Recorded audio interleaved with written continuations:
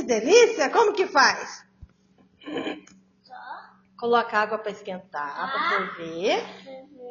E põe um pouquinho de azeite.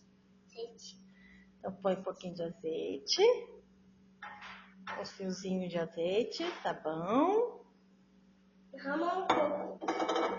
E agora coloca o macarrão para ferver.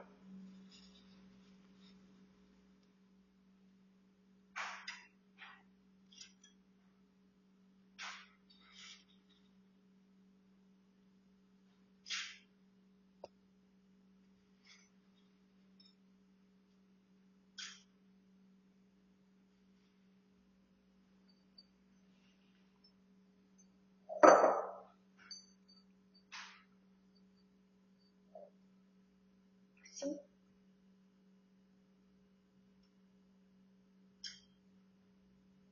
Aí, enquanto ferve agora, a gente vai preparar o molho, tá?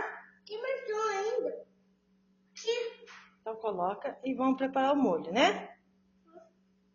Molho de salsicha! É.